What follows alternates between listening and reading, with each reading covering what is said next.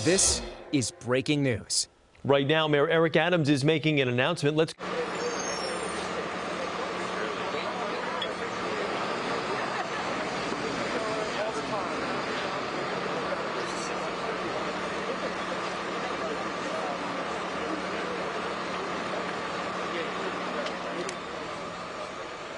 Good morning. Good morning. It's always good to be back here, Councilman, in my senatorial district. And the action today, as we're joined with Councilman Untitled Rodriguez, who was the chair of the Transportation Committee in the City Council, and he's now the Commissioner of DOT, a real partner, and moving around the city and seeing how imperative it is to have safe streets. And I say this over and over again, the prerequisite to prosperity is public safety and justice. And sometimes when we think about public safety, we think about the gun violence that we are witnessing in our city, but it's also about the traffic crashes. That is a form of safety. And when we have stood with Families for Safe Streets, Transportation Alternative, and other advocates, they'll tell you the trauma of losing a loved one by a vehicle crash is traumatic as a person who loses a loved one to gun violence. And it is imperative. The cornerstone of my administration is about creating a safe city for New Yorkers. And so I'm joined here today, as I stated, with Untitled Rodriguez, the Commissioner of DOT, Commissioner Sewell, the Commissioner of NYPD, Danny Harris from Transportation Alternative, Chief Royster from Transit and New York City Police Department, Rita Joseph. If she's not here, she'll be joining us as well, and my good friend Fabiola, who we have fought so much together in so many different issues. Today she's representing Families for Safe Streets, but she has been an advocate for so many different important issues, particularly around immigration and Paco Abraham Streets Pact. Today, this announcement is important because you heard me say during the campaign trail how important it is to bring together all of our city agencies to collaborate to solve a problem. And that is why the police commissioner is here with DOT, because we want the proper coordination of making our streets safe and ensure we have the enforcement that's needed to send the right message. Right here at this intersection of Caton and Coney Island Avenue is a symbol of why it's imperative to move this conversation forward. We're here for a reason. The tragedies that happen here, they have changed lives. They have impacted New Yorkers in a real way. In intersections, many people don't know, but it is at intersections that we're experiencing 79% of pedestrian injuries and 55% of our pedestrian fatalities occur in intersections. And I want to thank the Commissioner Rodriguez for really leaning into this, looking at the numbers and saying, how do we start to turn the corner on ending traffic fatalities? And he identified this problem, and he was committed to start taking a real look at this and come up with a real enforcement plan. This intersection that we're standing at right now, 26 injuries have occurred here in the past 5 years. And just on Coney Island Avenue, we have 5 deaths, which puts it in the most dangerous areas of our city when it comes down to streets. 5 deaths on Coney Island Avenue. Overwhelmingly, when you think about who's impacted, they're seniors, they're children, they're those with impairments as they move throughout our city. And these fatalities are happening and these injuries are happening merely because people want to cross the street. Just to cross the street. They are feeling the trauma that comes with it. Unacceptable. And so we saw the reality of this last week on Gates Avenue, where a 77-year-old was struck. We saw it when the 15-year-old child, Antonia, was walking across the street 2 days ago and lost her life. We saw the tragic death of Arceli last month in Park Slope. And so you continue to see the impact, and people are seeing the white ghost bikes all over our city to signify innocent people and families being traumatized by these fatalities. And so as you know, I walk, I bike, I like to use the streets as much as possible to get around. And we want to encourage that, but you can't encourage it if you continue to have the level of fatalities that we're seeing. And there's something that many people don't acknowledge. It impacts communities of color, poor communities, immigrant communities. Fabiola, I know there's so many times we stopped and saw those who were delivering goods and services and foods throughout the city were struck and killed, and their families were traumatized. The primary breadwinners lost their lives on these streets, and it just really impacts and disrupts the entire families. And this has been happening for a long time. Last year was a dark period for us. We saw the highest level of traffic fatalities in almost a decade. Last year, no matter how much we lean into Vision Zero, that vision was clouded by the number of deaths that we witnessed in our city. And so this administration is clear on one message. We want to get stuff done. We want to be active. We want to move forward and continue to combine our city agencies to get the results we're looking for.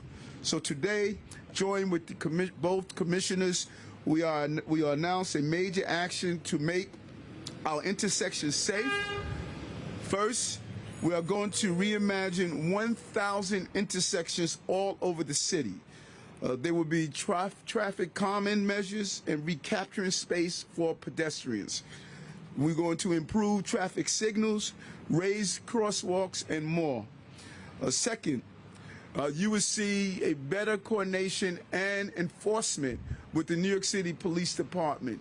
We're not going to wait until there's a fatality before we identify where the problem is located and have the proper enforcement when we do so. We're going to double down on enforcement at efforts of failure to yield violations, where people are just failing to yield to pedestrians as they cross the streets. And we're going to enforce a new traffic rule. Drivers and cyclists must fully stop at intersections, even if there are not four-way stop signs, whenever there's a pedestrian crossing or at the street corner about to cross. This is a very important initiative, and we want the federal government to reimagine where we can put stop signs and what we can do better. We're going to be communicating with the federal government, because it's imperative to understand the rules that were in place previous generations are no longer applicable to now, where we have busy streets with scooters, skateboarders, all sorts of forms of movement on our streets. Is more than just vehicles. Our goal is to be clear. People must learn the rules of the road or get off the road. And that is the message we're sending out. And so we're going to put in place a real campaign. We're calling it the campaign to really keep our cities safe in a real way. Stop, let them cross is going to be the campaign of real focus on allowing people to use our streets in a safe way. And so I said it again and again, and I'm going to continue to say, the prerequisite to prosperity is public safety and justice. That public safety also includes traffic safety. You don't distinguish between the loss of a loved one through any form of violence, and traffic safety is a clear form of violence that has been ignored far too long. We will make sure New Yorkers feel safe, and we'll make sure New Yorkers are safe. And that's my goal. And I want to really thank my partners here, both commissioners, Commissioner Sewell and Commissioner Rodriguez. And that's the teamwork we want in city government to get stuff done. Commissioner Rodriguez? Thank you.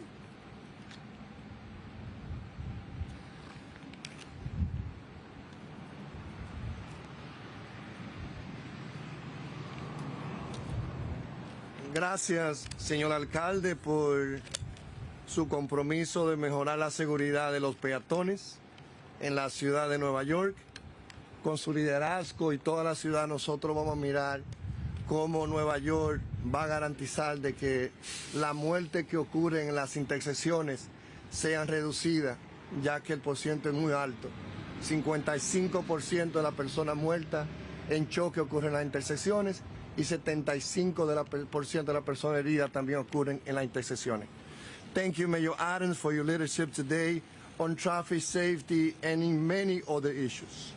Thank you to Police Commissioner Sewell, elected officials, advocates, and of course Fabiola Mendieta Cuapio, Family for Safe Street, and all of the advocates here, including the great members of Transportation Alternative. Thank you all for the advocates.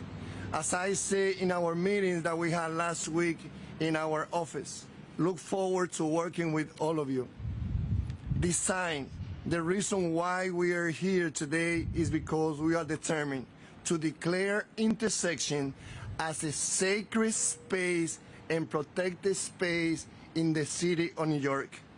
This is where, as you heard from Mayor Adams, pedestrians and cyclists are losing their life. Instead, we know this is where they are losing their life in the biggest numbers, as you heard from the mayor. Today, led by our major administration, our agency is making a big commitment to making intersections safer through design. Increased focus on intersectioning and streets improvement projects. DOT will work on this plan, especially in this year, to expand its full toolkit of treatments. We will focus on Vision Zero priority locations where we have seen fatalities and serious injuries, and prioritize investments area as detailed in the New York City Street Plan that I sponsored when I was the chairman of the Transportation Committee. These changes include dedicated turn lanes along with new signals, including more Head Start, also known as LPIs, that allow pedestrians to enter the intersections before vehicles can turn. Double the turn calming program. We know drivers take turns more slowly and deliberately when physical elements force them to turn at more appropriate speed. More speed bumps, vertical delineators.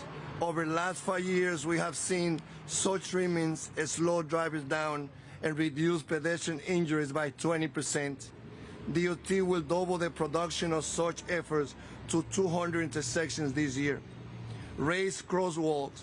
DOT will start a program to construct 100 raised crosswalks at curb level annually. Right now, we have only a handful of these crosswalks citywide, but a new contract with our sister agency, DDC, will allow us to do many more. Raised crosswalks serve a dual purpose of increasing accessibility for the disability community while at the same time serving as a speed bump to slow drivers. We can do it. The 7 million New Yorkers who doesn't have cars expect that New York City will be there for them. From the 8.6 million that we have in our city, as I said before, only 1.4 million of us have vehicles. 7 million New Yorkers, they are pedestrians, they're cyclists. We have a new day, we have a new mayor, we have a new level of collaboration. Today, again, we declare our intersections as sacred space and protected space in the city of New York. Thank you. Thank you, thank you. And we want to now bring on the police commissioner of the NYPD. Commissioner? Good morning, everyone, and thank you for being here today. Last year, we lost 122 pedestrians. More than half were killed at intersections where they were simply trying to cross the street, as the mayor stated. Most of these people were struck by cars making turns into the crosswalk, and operators either didn't see them, they were going too fast to stop, or both. We are going to change the outcome this year and create a safer New York for pedestrians. We need to change the behavior that causes these tragedies.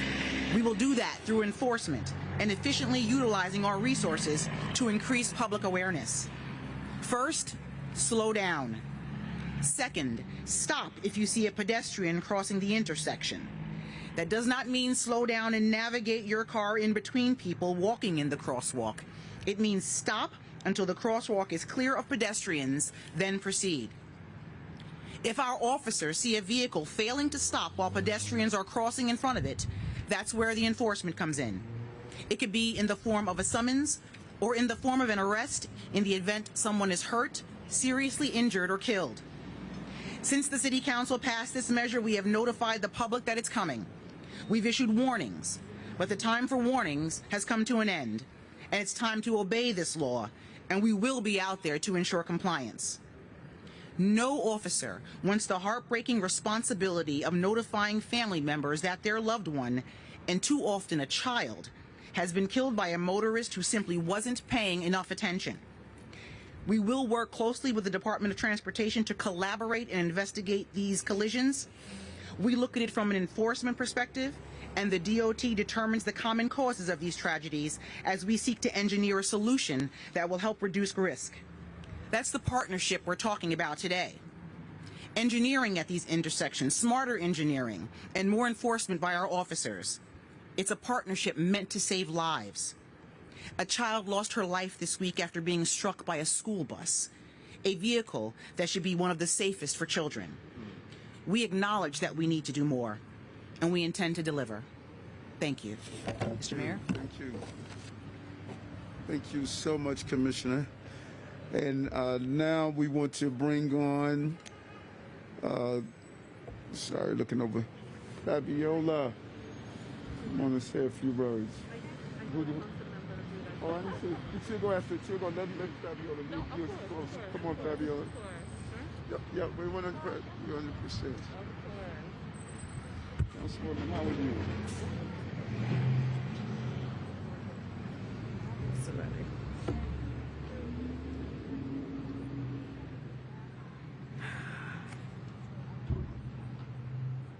I'm gonna start by my heart. My heart is in pain because of what happened this week. My name is Fabiola Mendieta Cuapio, and I'm a member of Family for Safe Streets, the club no one should have joined. I'm here representing all of the families like my own who have empty chairs at our tables because of our children's, our partners, our siblings have been stolen from us, killed in crashes. I lost my 5-year-old, my son Brian, in traffic violence, and it is far too often, as recently as last night, that I find myself a year another vigil. My heart aches knowing we must now do the same for the 15-year-old Antonina Satulovska.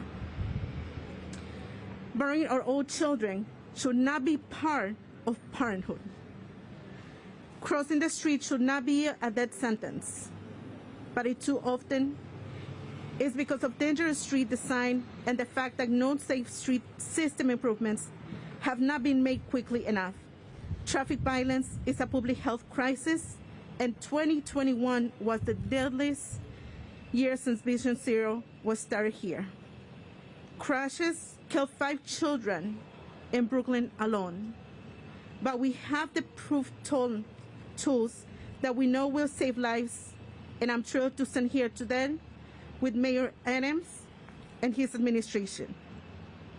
Hopeful and optimistic as we hear their commitments to take action without delay to redesign our streets for safety, prioritizing physical infrastructure to protect all New York City laws. We know Vision Zero is possible. No one should be suffering life-altering injuries or losing their life when walking in a crosswalk. By designing streets so that drivers have no choice but to drive slowly, injuries and fatalities can be prevented. As I have said before, we really don't need or want sympathy anymore. What we need is the leadership and action in street design we are seeing today. And I thank you again Mayor Eric Adams, and your administration for feeling our pain and hitting the call. With the right investment in redesigning our streets, we can save precious lives, like my son, and solve the traffic violence epidemic. Thank you. Thank you so much. Thank you. I'm going to bring on our amazing new councilwoman in this area, Councilwoman Rita Joseph. Thank you, Mayor. Thank you. Good morning, everyone. My name is Rita Joseph, council member for this district. Welcome to my district. Traffic violence, and I want to thank the commissioner, my advocates, and the mayor. Traffic violence has been personal for me. As a former educator, I lost a student, Kyle Francis, and this is something we talk about a lot, Fabiola. So it hasn't left me. Even though Kyle Francis passed away in 2009, it's personal. So this fight is personal, and I thank you for the initiative. In this district alone, we've had 11 crashes last year, and so many of the crashes could have been avoided by improving traffic signals, raising crosswalks, and expanding pedestrian space and visibility measures. We have a real opportunity to save lives. Traffic violence is a crisis that we don't talk about. We talk about every other violence except traffic violence. We need to start having conversation about deaths caused by crashes in the same way that we talk about gun violence. Crossing the street should not be a matter of life or death. Let me repeat that. Crossing the street should never be the difference between life and death. Thank you. Thank you. Thank you. Yep. Oh, good. Mr. Mayor, a lot of this sounds like a repeat of what's happening in Vision Zero, but what in your administration, what in your plan, disincentivizes the reason why people might own a car in the first place? Is this just an enforcement and strategy to redesign intersections, or is this part of a larger strategy to disincentivize car use writ large? Well, as a card-carrying MetroCard user, I think that the best way to get people out of vehicles is to have an A1 transportation system that's safe and reliable. That is crucial. And as the councilman pointed out, or the commissioner, I'm so used to calling you councilman, as the commissioner pointed out, we have done an amazing job to get people out of cars. There's only what's the number? 1.4 million. 1.4 million. That's a really good job because we have the best transportation system on the globe. So throughout the years, we have continued to invest in it, and we have to do a great job. If we do that, people would rather not sit in traffic like the traffic we're seeing here. If we make our streets safer, where people are allowed to feel comfortable in using our bike lanes, which we're going to roll out, if we have our transportation system safe, as we continue to talk about, you're going to see more and more people get out of cars. But let me finish my point. What we're doing here is we are using the enforcement. This is the number one thing we've heard from advocates, the lack of enforcement. Coordinating with DOT, Nypd, identifying those 1,000 intersections to come up with a strategic way of going after those areas to make them safer. That is different from the previous plan. To be clear, yes. You think that New York City is the best transportation system on the globe? If that's true, do you believe that? And if that's true, is that sad for the globe? Anyone can be cute, but I use this system a lot, and I am really impressed with our system, and my passport is filled with travels across the globe. There aren't too many systems that are open 24 hours. There aren't too many systems where you can swipe a MetroCard and go from one end of the city to another end of the city. And so if you don't feel it's the best, that's sad for you, because I know how good my system is. I love my city, and I love my transportation system. And if you travel with me through it, we should take a trip together from one end to the next, and I'm sure you'll see that low-income New Yorkers would tell you, without this transportation system, they would not be able to commute in this city. It is the great equalizer because of our transportation system. You take it away, that cook, that accountant, that police officer won't be able to move around this city. Nowhere else on the globe Are you able to move around the way we are able to move around in New York City? And that is not my opinion. That is a fact. Hold on. We don't do it this way. This is the person you're looking at, and he's going to tell you who's going to ask the question. Thank you. Yes, good morning. Talk about enforcement, specifically around this requirement to stop at all intersections, even if there isn't a stop, to give pedestrians the way, and the enforcement on not just drivers but also cyclists. Where is the education part of this campaign so that drivers and cyclists are aware that this is going to be coming?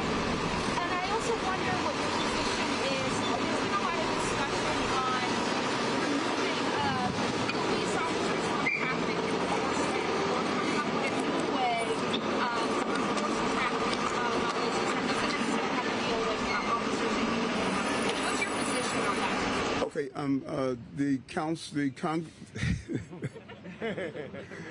the commissioner, the commissioner is going to talk about the education. I am a believer that enforcement should be a combination of those who are traffic enforcement, those who are police officers. I don't subscribe to the theory that police officers should sit back and watch a traffic infraction take place and say that that is not my job. I don't subscribe to that. My police officers are on patrol 24 hours, 7 days a week. If they observe any form of traffic infraction or any form of illegal action, I expect them to take action. So I don't subscribe to the theory that they should not do it. They should do it in a respectable way. They should be courteous. They should not be disrespectful, but they should enforce the laws. You want to talk about the education? The important parts of this campaign is that, first of all, DOT will be investing millions of dollars in this campaign, and that investment will be, you will see that investment in our mainstream media, but also in our ethnic media.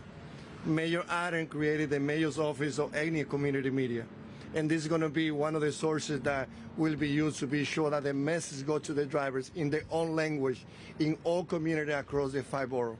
But also the investment in education will also be aligned with Chief Royster here, who, with the leadership of the commissioner and Nypd, I was there as a witness last week when she brought all the inspectors from the Bronx, as she's doing all the inspector and captain throughout the 5 boroughs, being sure that they are ready to go out, combining education and enforcement.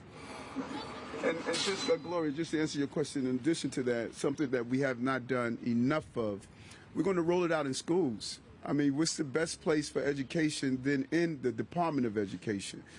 There needs to be a real program in place, and we're going to meet with the chancellor to coordinate with DOT and come up with some real user-friendly ways of educating our children on how to move through the streets. A class trip should be not only getting to the destination, but it should involve stopping at the corner, speaking to our young people, letting them be involved in real ways. For us, classrooms are not going to be just inside buildings, but we're going to do it in schools as well. I can ask you, and the commissioner ourselves, since you're both here on public safety, you spoke about public safety last night in your vigil for Michelle Elizondo, and you've been talking about what needs to be done. I know you rolled out the plan to put more police officers on the subway. 42nd Street Station, probably one of the most patrolled subway stations around the city, and this incident still took place. So I wonder if there's anything else the officer should be looking forward to in terms of your response, since you're talking about people are feeling safe, this idea of balancing reality and perception. Is there anything else that you are working on to respond to safety expectations? A great question, Gloria. We're going to constantly evolve, and I say this over and over again, that sometimes when a terrible incident that shocks the entire city happens, we really don't see how many cases we prevented. No one see the cases that are prevented. A case like that just really sort of highlights how important it is. One area I really want to focus on is that we have to do a better job in having those who are disruptive on the system appear to have real mental health crises, that we have to do a better job to give them the services they need and not leave them on the system. Right now, our hands are tied a lot, that if you see someone loud, disruptive, you know, there are rules that can have that person removed, but it's a very delicate balance. And so what we want to do in my conversations with the governor is to get more mental health professionals right away deployed. As soon as that officer identifies there's someone at the 42nd Street station that appears to have a mental health issue, we need to get people there right away to do so. That is the next step we want to do, and we're going to need this assistance from the state to assist us with this. But that's the next level of evolution that's there. We don't want this to be just police. We don't want that. But we need to get the mental health professionals responding in a faster manner. And right now, I don't think we're doing a good enough job of doing so. To go back on what you were talking about the transit system, specifically the complaint from you mentioned about the bus system, which the buses are typically stuck behind cars. In fact, we see one right now, the B16 stuck behind a bunch of cars and trucks.